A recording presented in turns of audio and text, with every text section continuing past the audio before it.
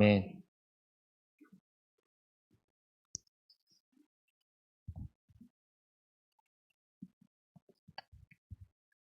네, 저희 앞에 읽은 그 요한복음 본문은 예수님이 그 사마리아 여인과 나눈 대화 중에 일부분입니다. 그 앞에 이야기는 그 물 이야기죠. 지금 이제 같은 본문으로 세 번 이렇게 하다 보니까 이제 같은 이야기를 또 하게 되는데 이제 오늘은 뭐 그 내용을 같이 얘기하기는 하지만 지금 이 시간에는 그 예수님이 이 물에 대해서 얘기하실 때와 그리고 뒤에 예배에 대해서 이야기하실 때 그 두 가지를 좀 비교해서 보려고 합니다. 그래서 앞에 이야기가 반복되는 것처럼 들리시더라도 이렇게 다시 한번 잘 들어주시면 고맙겠습니다. 예수님이 이 이제 제자들과 함께 유대를 떠나서 이제 갈릴리로 가는 길에 중간에 아까 갈릴리 위쪽으로 올라간다고 이야기해 주셨는데 오전에 그 사마리아를 통과를 합니다. 그 사마리아를 통과하는 중에 이제 길을 가시다가 예수님이 피곤해서 우물이 있는 그 곁에 이제 앉으셨습니다. 거기서 이 우물에 물을 뜨러온 여인을 한 사마리아 여자를 만나게 되고요. 이 예수님이 여자에게 물을 좀 달라라고 하셨습니다. 그 당시 유대인들이 이 사마리아 사람들 부정하다고 여겨서 상종하지 않고 말도 섞지 않고 했다고 하죠. 이제 그런 분위기였는데 웬 유대인 남자가 와서 이제 사마리아인인 자기에게 말을 거니 이 여자가 이상하게 여겼을 겁니다. 그래서 여자가 당신은 보니까 유대인 같은데 왜 나한테 물 달라고 하냐? 라고 이렇게 대꾸를 하죠. 근데 그렇게 대꾸한 것에 대해서 이 여자의 반응, 예수님의 반응이 의외입니다. 예수님이 말씀하시길 내가 만일 하나님의 선물과 또 내게 물을 좀 달라 하는 이가 누구인 줄 알았더라면 네가 그에게 구하였을 것이요 그가 생수를 내게 주었으리라 라고 예수님이 말씀을 하십니다.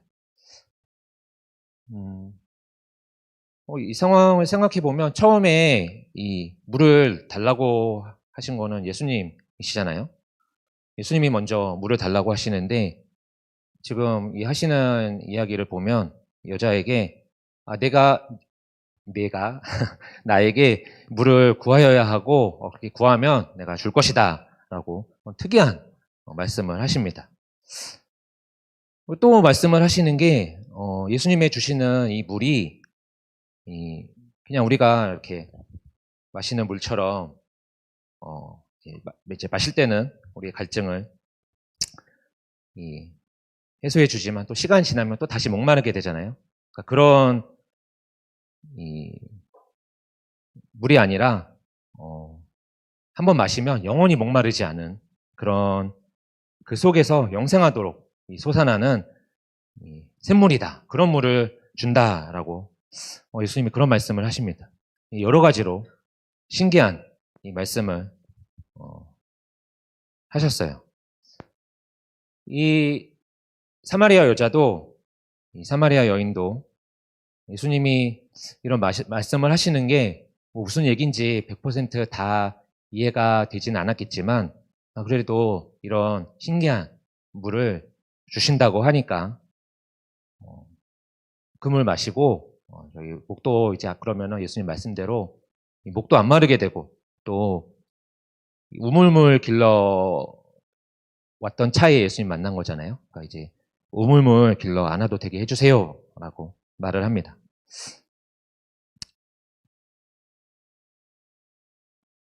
여기서 이제 우리가 이 사마리아 여인과 또 이제 겹쳐지는 이 모습들이 있죠. 우리가 예수님께 나온 이유도 여러 가지가 있지만 크든지 작든지 우리 인생에 이 목마름과 그리고 또 배고픔의 문제 해결받으려는 그런 이유가 있지 않습니까? 여러분들이 또 경험이 있으시겠지만 예수님이 우리 인생의 문제 정말로 해결해 주시죠. 정말 해결해 주십니다. 근데 이제 우리가 가지고 있는 이런 문제들 그리고 또 혹은 우리가 바라는 해결책들은 시간이 지나면 또 반복이 될 수 있는 그런 일들입니다. 뭐 이렇게 물을 마셔도 시간이 지나면 다시 목이 마르고 또 다시 물을 마셔야 하는 것처럼요. 근데 여기 지금 이제 예수님이 이 사마리아 여인에게 이야기하시면서 주시겠다고 하는 물은 이제 뭐 꼭 그 물이 아니더라도 그 의미가 우리가 생각하는 이 문제 해결되는 것과는 좀 다른 차원의 이야기를 하고 계십니다. 예수님이 그 내용이 예수님이 정말 이제 주시고자 하는 것이기도 하고요. 이 여자와의 대화에서는 예수님이 주시려고 하는 물이 어떤 물인지 이 여자로 알게 하시려고 이제 이 사마리아 여인에게 내 남편 불러와라 라고 하십니다. 여자가 여러분 아시는 것처럼 남편이 없다고 말을 하죠. 예수님이 신기하게도 이 여자가 너에게 전에 남편 5이 있었고 또 지금 같이 있는 사람도 내 남편이 아니니 네 말이 맞다라고 하십니다. 여자도 깜짝 놀랐겠죠. 예수님이 보통 분이 아니시다라는 거를 알았을 겁니다. 그래서 하는 말이 주여 내가 보니 선지자십니다 라고 이야기를 하죠. 이제 이야기가 이 물 이야기에서 예배 이야기로 넘어갑니다. 이 사마리아 사람들에게 예배를 어디서 드려야 하느냐, 예배 드릴 곳이 어디냐 하는 문제는 뭐 유대인들 간의 갈등 요소가 여러 가지가 있었겠지만 주요한 갈등 요소 중에 하나였던 것 같아요. 그래서 예수님이 선지자시다라는 거를 이렇게 생각하게 된 이 여자는 예수님께 이 문제에 대해서 질문을 합니다. 우리 조상들은 이 산에서 예배했는데 당신들의 말은 예배할 곳이 예루살렘에 있다라고 하는데 이게 뭐가 맞습니까? 라고 물은 거죠. 이 앞에 물 이야기 할 때도 이 사마리아 여자가 예수님이 주시려고 하는 이 물에 대해서 완전하지 않은 그런 이해를 가지고 있었잖아요. 그러니까 한번 마시면은 이제는 우물물 길러 안 와도 되는 그런 물로 생각을 했었습니다. 이 예배 문제에서도 비슷하게 예배에 대해서 완전하지 않은 그런 이해를 가지고 있죠.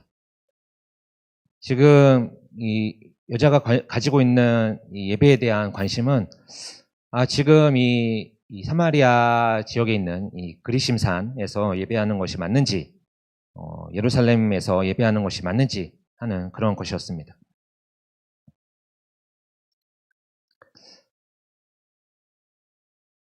이 부분에서도 우리 모습이 또 사마리아 여인의 모습과 또 비슷한 이 모습들이 있습니다.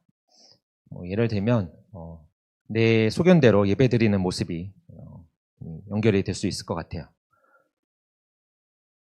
내 소견대로 이 산에서 예배드리고 내 소견대로 저 산에서 예배드리는 것처럼 저희가 그냥 내가 원하는 때 예배드리고 또 내가 내 상황이 될 때 예배드리고 또 내 소견대로 내 돈을 써서 또 아니면 내 수고로 또 아니면 내 생각대로 사람들이 좋아할 만한 이렇게 해야 사람들이 좋아한다 해서 그런 것들을 찾아서 예배드리기도 하고요.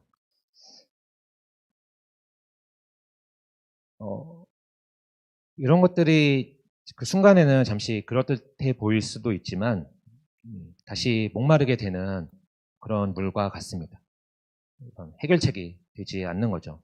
이런 모습으로는 우리 영혼의 이 목마름이 해결되지가 않습니다. 그래서 예수님이 이제 하시는 말씀이 여자여 내 말을 믿으라. 이 산에서도 말고 예루살렘에서도 말고 너희가 아버지께 예배할 때가 이르리라 라고 하십니다. 이 말씀도 지금 요 이야기 하시는 말씀들을 보면 받아들이기 쉽지 않은 여자 입장에서 받아들이기 쉽지 않은 말씀이었던 것 같아요. 그래서 예수님이 여자여 내 말을 믿으라 라고 먼저 이 마음의 준비를 믿음으로 받아들일 수 있도록 마음의 준비를 시키셨는지도 모르겠습니다. 우리도 뭔가 이렇게 중요한 말 할 때 그렇게 말하잖아요. 자, 이제 내가 하는 말 지금부터 잘 들어 하면서 이렇게 이야기하잖아요.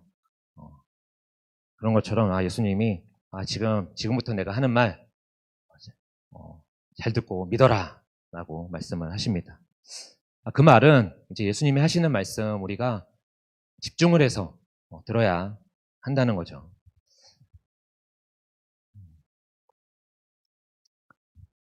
구약에서 예배를 어디서 드리느냐 하는 것은 중요한 문제입니다. 하나님께 예배를 드리는데 하나님이 계시는 곳에서 또 아니면 하나님이 정하신 곳에서 하나님이 이야기가 있는 그런 신성한 장소에서 예배 드려야 하잖아요. 근데 예수님이 여기서도 말고 저기서도 말고 어떤 장소를 이야기하신 게 아니라 하나님께 예배 드릴 때가 온다라고 하니 특이한 말씀을 이제 하십니다. 근데 좀 이제 이야기를 건너뛰어서 오늘 읽은 부분 바로 뒷부분에 보시면 여자가 말을 하는 게 있는데요. 메시아 곧 그리스도라 하는 이가 오실 줄을 내가 아노니 그가 오시면 모든 것을 우리에게 알려주실 것입니다 라고 이야기를 합니다. 이 여자의 말처럼 구약의 이 사람들은 메시아를 기다렸습니다. 나라를 잃고 또 이렇게 이 시대 로마의 지배를 받고 있었잖아요. 로마의 지배를 받고 있는 유대인들이든지 아니면 지금 이렇게 사마리아인들이든지 모두 메시아를 기다렸습니다. 그러니 이들이 드리는 예배, 그리고 이들이 구하는 그런 갈급함에는 메시아가 오셔서 자기들을 구원하여 주시기를 바라는 이야기와 떨어져 있지 않았습니다. 그래서 예수님이 이제 이 여자와 이야기를 하시면서 너희가 아버지께 예배할 때가 온다라고 하시는 말씀을 들었을 때 어떻게 생각을 했을까? 생각을 해보면 정말 그날이 구원의 날 그리고 메시아가 오시는 날 같이 이 여자에게 여겨졌을 것이라 생각이 듭니다. 근데 예수님이 이어서 하시는 말씀이 이제 너희들이 모르고 예배하는 것이 있다라고 말씀을 하시죠. 그거는 구원이 유대인에게서 난다라고 하시는 겁니다. 메시아를 기다리면서도 메시아를 잘 모르고 구하고 있다 하시는 거죠.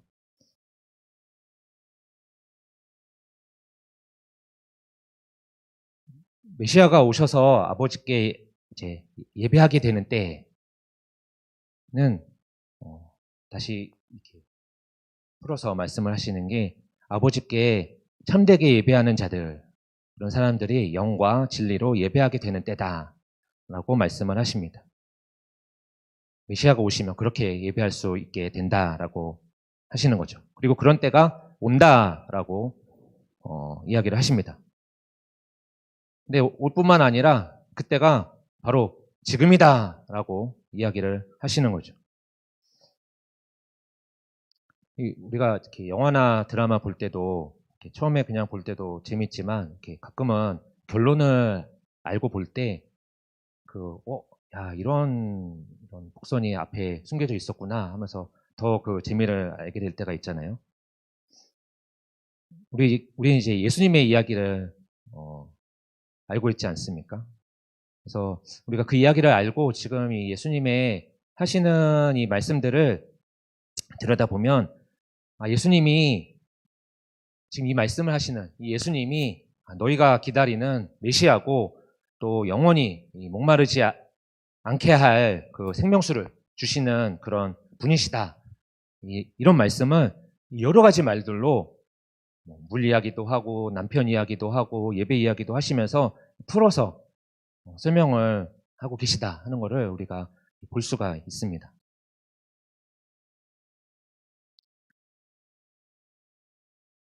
이제 아버지께서는 참되게 예배하는 때가 왔고, 또 영과 진리로 예배하는 때가 왔고, 또 이제 자기에게 이렇게 예배하는 사람을 찾으신다 라고 하시니, 이 예수님의 주시는 영광, 그리고 또 예수님의 주시는 진리로 예배하게 되는 때가 왔다라고 말씀을 하시는 겁니다. 다른 데서 받는 것이 아니라 예수님이 주시는 영, 그리고 예수님이 주시는 진리로 우리가 이제 이전과 다르게, 예수님 오시기 전과 다르게 이제는 예수님이 오셔서 예수님이 주시는 영으로, 예수님이 주시는 진리로 예배할 수 있게 되었다는 것이죠. 전에는 우리가 아버지께 온전하지 못하게 예배를 드리면서 이 산을 얘기하고 또 저 산을 이야기하고 그렇게 했지만, 이제는 예수님이 오셨기 때문에 예수님이 오셔서 우리에게 또 영과 진리를 주시기에 그 영과 진리를 받아 참되게 예배를 할 수 있게 하시는 겁니다.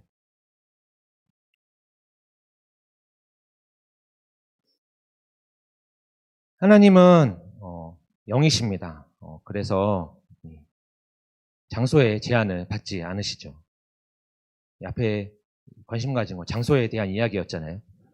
근데 하나님은 영이시니 우리가 여기냐 저기냐 이야기할 게 아니라 예배하는 자가 영으로 예배하느냐 하는 문제를 이야기해야 한다는 겁니다. 원래 우리 영은 우리의 이 죄된 몸과 함께 같이 죽고 또 같이 썩어지는 그런 영이었지만, 예수님이 오셔서 그 보배로운 피를 흘려 어린 양으로 우리 죄를 대신해서 죽으시고 깨끗하게 하심으로 우리를 거듭나게 하셔서 살아있는 영이 되게 하셨습니다. 그래서 거듭나게 했다라고 말씀을 하시죠.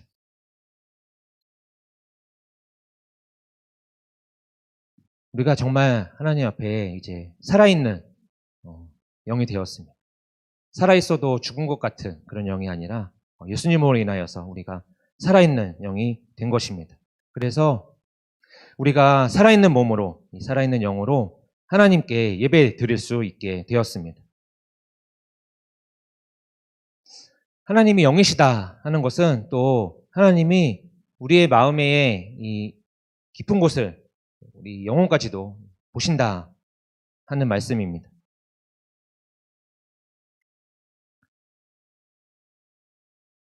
우리가 우리의 이 마음을 다해서, 또 우리의 마음의 깊은 곳에 이 영혼을 다해서 말씀을 듣고 또 기도를 하고 또 찬양을 하고, 또 그런 말씀 듣기만 하는 게 아니라 내가 듣고 내 이 살아있는 영으로 그 들은 말씀 내가 살아내려고 할 때, 그게 우리가 나를 하나님 앞에 살아있는 제물로 드리는, 살아있는 영으로 드리는 예배가 되는 것입니다. 진리로 예배한다 하는 것도 생각을 해보려 합니다. 이 변하고 썩어지고 또 없어지는 것은 진리라고 할 수가 없죠.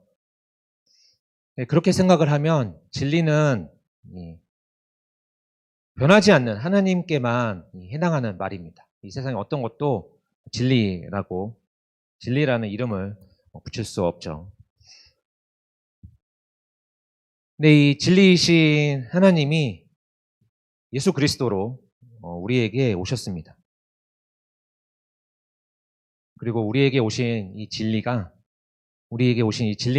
또 우리가 순종함으로 우리 영혼을 깨끗하게 해주셨고요. 우리가 이 진리를 통해 진리를 순종함으로 깨끗하게 된 거듭난 영으로 예배를 드리게 된다 했는데요. 우리가 거듭났다 하는 거 베드로서 말씀을 보면 살아있고 항상 있는 하나님의 말씀으로 되었다라고 말씀을 합니다. 우리의 거듭난 것이 항상 있는 진리의 하나님의 말씀으로 되었다 하는 말씀이죠. 이 진리는 하나님의 말씀입니다. 말씀. 하나님이 진리시다. 근데 그 진리가 말씀이다라는 거를 말씀드리려고 하는 겁니다. 사람의 모든 육체는 풀과 같고 또 그 모든 영광은 풀의 꽃과 같아서 풀도 마르고 또 꽃도 떨어지죠. 하지만 오직 주의 말씀은 영원토록 세세토록 있습니다. 우리가 예배를 드릴 때 사람의 어떤 것으로 또 이 풀의 꽃과 같은 것으로 예배를 드리려고 한다면 진리로 예배 드린다고 할 수 없죠. 오직 우리에게 오신 예수 그리스도 그 말씀으로 예배를 드릴 때 진리로 예배를 드리게 됩니다. 우리 계시록 말씀도 봤는데요. 계시록 말씀을 보시면 예수님이 교회들을 위하여서 사자들을 보내 이 진리의 말씀을 우리에게 증거하여 주신다고 합니다.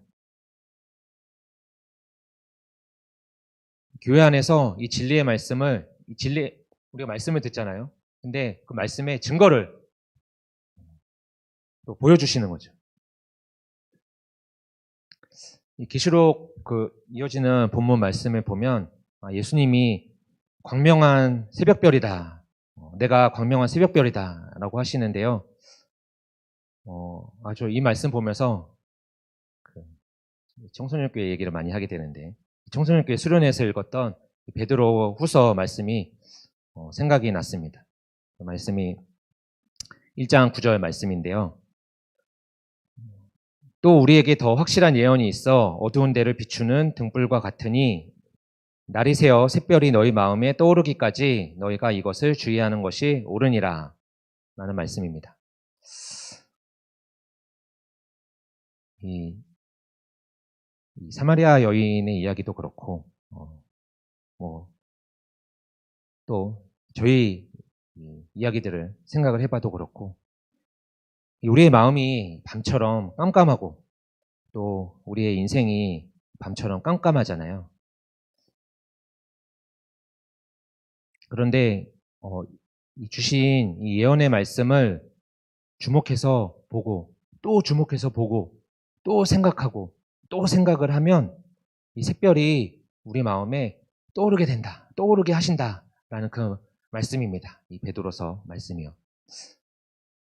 샛별이 이렇게 떠올라서 어두운 데를 밝히는 등불이 되어 주신다라고 하시는 거죠. 근데 오늘 이 계시록 말씀에 예수님이 광명한 새벽별이시다 하는 이 말씀을 보니까 반가웠습니다. 저는 겁도 많고 또 무식하고 좀 눈도 어두워서 살아가면서 예수님이 이 샛별 보여주시기를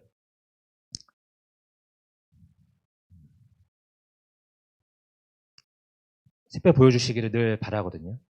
근데 저에게 이 비춰주신 이 샛별이 예수님이셨습니다. 이 샛별이 저는 참 이렇게 조그만하게 보였거든요. 근데 어두우니까 이제 이게 보였지, 작다 생각했는데 오늘 말씀에 광명한 새벽별이다라고 하시니까, 야, 그게 정말 큰 새별이구나 하는 거를, 그 큰 예수님이 이 광명한 새벽별이 되어서 비추시는구나 라는 것을 생각을 하게 됐습니다. 이 사마리아 여인처럼 내가 알지 못하는 것으로 예배 드릴 때, 또 내가 내 힘으로 공부하려고 하고, 또 내 힘으로 돈을 벌려고 하고, 또 아플 때도 내 힘으로 병 나으려고 할 때, 어디 가서 치료받아야 잘 치료받을까, 그럴 때 그냥 당장 이제 목 축일 수 있는 그런 물을 바란 거잖아요. 그런 때도 예수님이 광명한 새벽별이 되셔서 저를 비추고 계셨습니다. 사실 우리 모두를 비추고 계시죠. 이 예수님이, 또 그리고 이 계시록에 이 성령과 신부가 우리를 비추시는 이 예수님이 우리에게 오라라고 하십니다. 듣는 자도 오고 목마른 자도 오고 원하는 자는 다 오라고 말씀을 하십니다. 예수님께 와서 영원히 목마르지 않을 이 생명수를 받으라라고 말씀을 하십니다.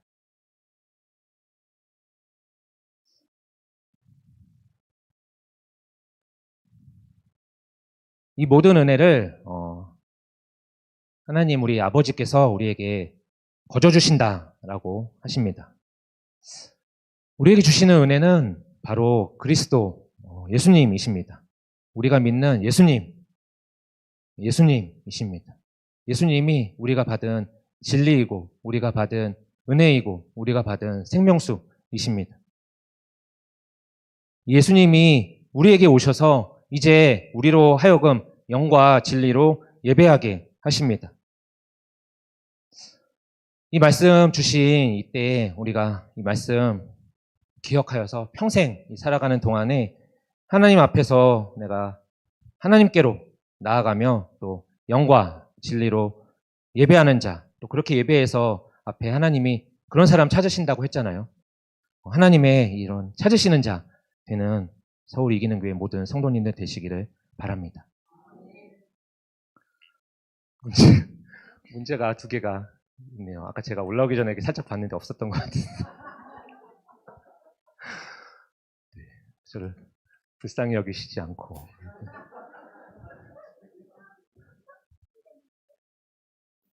네, 네.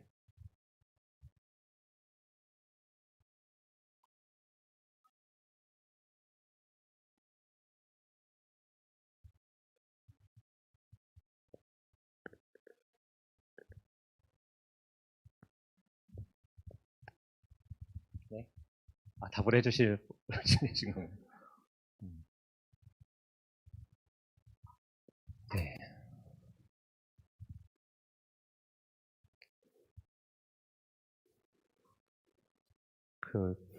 저기 저 질문하신 분의 저 질문이 사실 우리들이 다 똑같이 느끼는 그런 부분이라는 생각이 듭니다.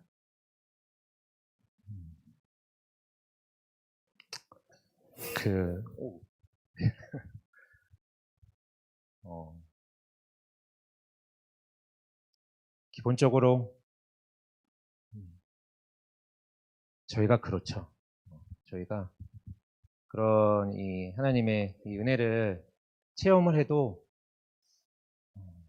늘 잊어버리는 것 같아요. 잊어버립니다. 청소년교회 얘기 자꾸 해서 죄송한데, 그 청소년교회 오늘 본문이 그 제자들이 그 부활하신 예수님을 만나는 그 내용이거든요. 그 내용인데, 제자들이 예수님 부활하신 거를 본 거 엄청나게 큰 일이잖아요. 근데 그러고 나서도 가서 하는 게 다시 이렇게 물고기 잡고 있는 그 모습이거든요. 그러니까 참 예수님 가까이에서 예수님 3년 동안 따라다닌 제자들도 그런 이 은혜 사건을 근데 겪어도 그런 모습을 보면, 근데 제자들뿐만이 아닌 것 같아요. 저희 그 구약에서도 구약의 큰 기적 하면 생각나는 게 이 홍해바다 갈라지는 그 기적이 생각이 나는데, 야, 내가 평생에 그런 기적 한번 보면은 믿음 절대 흔들리지 않을 것 같잖아요. 근데 이스라엘 사람들 보면 그런 기적을 직접 체험을 했는데도 며칠 지나서 목마르니까 바로 불평하는 모습을 보입니다. 그런 이야기 많죠. 성경에 그런 이야기들이 많은데, 그런 이야기들을 보면 그게 참 우리의 모습이다 하는 거를 기본적으로 생각할 수 있는 것 같습니다. 근데 이제 그거랑 다른 거는 왜냐하면 예수님이 근데 이제 질문하신 분도 예수님이 영원히 목마르지 않는 생명수를 주신다고 하시니까 그게 이제 그러면 차이가 있어야 하지 않나 하는 그런 마음에서 이 질문 하신 거라는 생각이 듭니다. 네.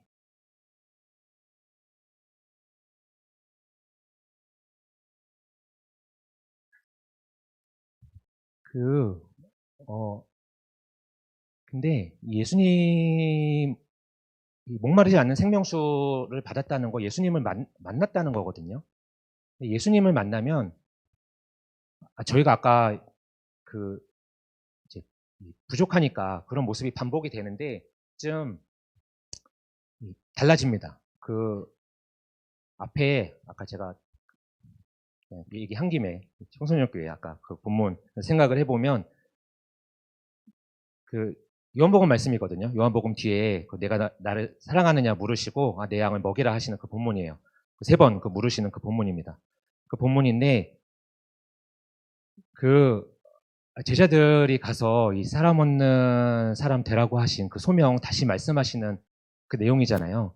근데 그 소명 사실 제자들이 처음 그 예수님이 제자들 부르실 때 그때도 들었던 말씀이거든요. 근데 예수님에 대해서 더 이 깊이 예수님이 누구신가 하는 거를 알고 나니까 같은 이 말씀을 들어도 이 말씀을 듣는 어, 그 모습이 달라졌습니다. 그 전에 내가 정말 사람 낚는 어부구나 하고 그때 알았던 거랑 예수님을 더 깊이 만나고 나서 그 말씀 들었을 때에 그 내가 이 받아들여지는 그 마음이 다르거든요.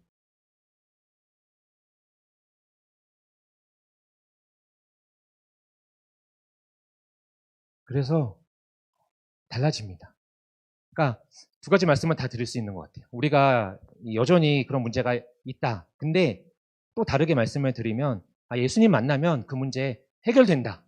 네, 저희가 변화가 있습니다. 예수님을 정말 만났다라면 저희에게 이런 변화들이 나타나죠. 그 변화가 어, 계속되어져야 할 수 있죠. 하지만 분명히 말씀드릴 수 있는 거는 변화가 있다 하는 겁니다.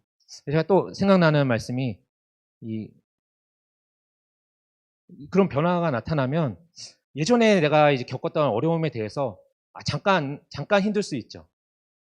잠깐은 힘들지만 이제 다시 이렇게 이 믿음의 마음을 가질 수 있거든요.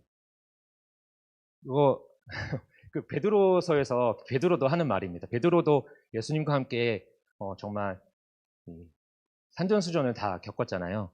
근데 그 예수님과 함께 그 많은 일들을 겪은 베드로가 우리가 이런 어떤 고난을 받으면 잠깐 힘들 수 있다. 잠깐 힘들 수 있지만 다시 이 하나님 믿는 이 믿음에 우리가 이 믿음을 붙잡는다. 라는 그런 말을 하거든요.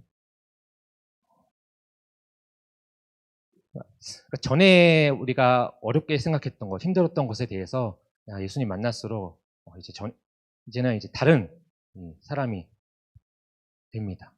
그거를 우리가 예수님 만날 때 배워간다라고 생각이 들고요.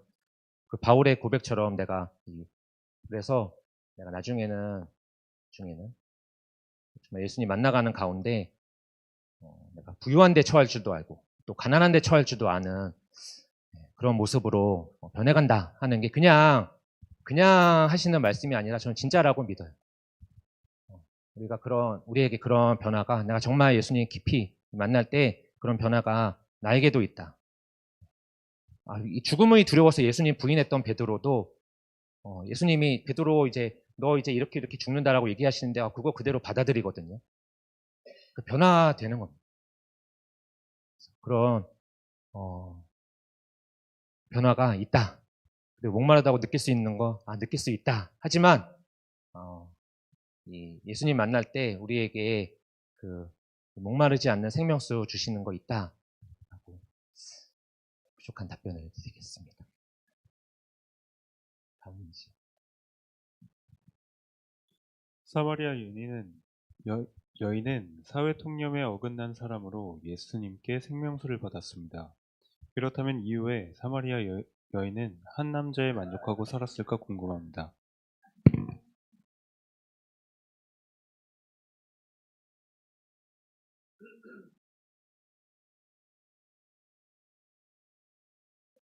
네. 제가 약한 부분이네요.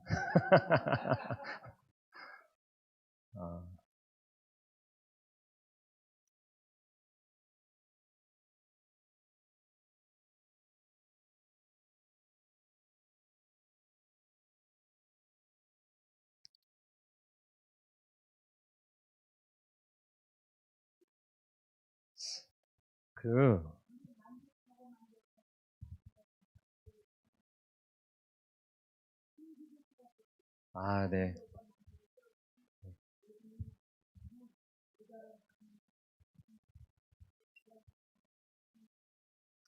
네. 네, 도와주셔서 감사합니다. 말씀을 들으면서 저도 이제 생각을 한 게,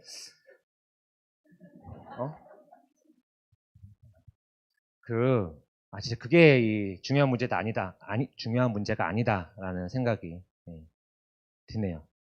그러니까 아까 예수님 만나서 예수님이 우리의 생명수 되신다는 거는 내가 예수님과 함께 예수님의 이야기를 따라가고 있느냐, 정말 내가 영과 진리의 예배를 드리면서 살아가고 있느냐 하는 그게 우리에게 우리의 갈증을 해결해주고 목마름을 해결해주고 그거 내가 이제 따라가는 중에는 이제는 아까 얘기한 것처럼 좀 이제 문제들이 생겨도 잠깐 그게 힘들 수는 있지만 그게 이제 괜찮아진다는 거거든요.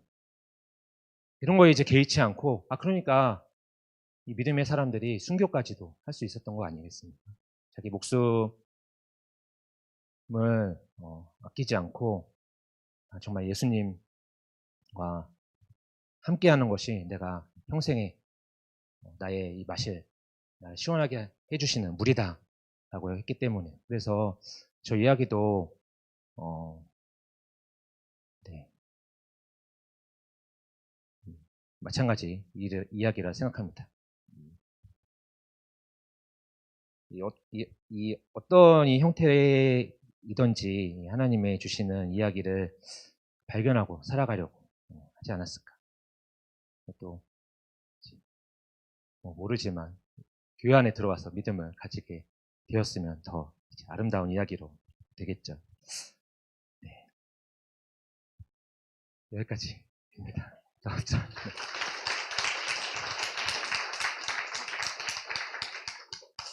네, 같이 저도 안 보이네요. 네. 제가 기도하고 마치겠습니다. 좋으신 아버지 하나님 감사합니다. 저희에게 예수님 오셔서 저희에게 영원히 목마르지 않을 생명수 되어주시니